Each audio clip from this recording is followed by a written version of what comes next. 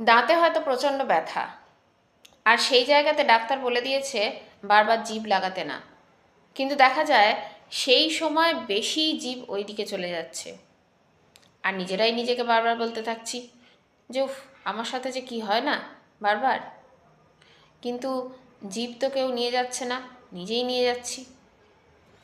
এরকম আমাদের জীবনে অনেক সময় হয়তো দেখা গেল অতটাও জীবন কঠিন না, কিন্তু নিজেরাই নিজেদের জীবনকে কঠিন করে তুলেছি। যেমন হয়তো দেখা গেল কারুর জামা কাপড়ের দরকার নেই, তবু সে জোর করে গিয়ে দেখতে পেল, ভালো লাগলো, মার্কেটে জামা কিনে নিয়ে চলে এলো। তারপর এনে তার মনে হলো দূর, এটা ভালো লাগছে না, বা কী দরকার, অনেক তো জামা পেয়েছি, সেটা আবার সে অন্য কাউকে দিয়ে দিল।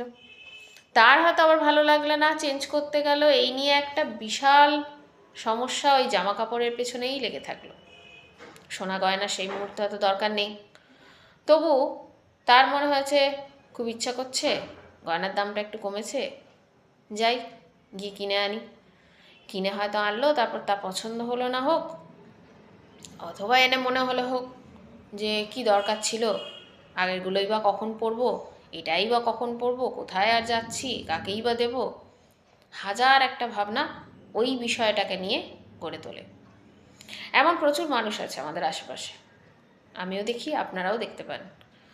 তো জীবনটাকে এত জটিল না করে খুব সহজ সরল নিয়মে যদি জীবনটা চালনা করা যায়, তাহলে কিন্তু প্রতিদিনকার জীবন অনেক ছোট্ট, সুন্দর, ভালোভাবে কাটিয়ে দেওয়া যায়।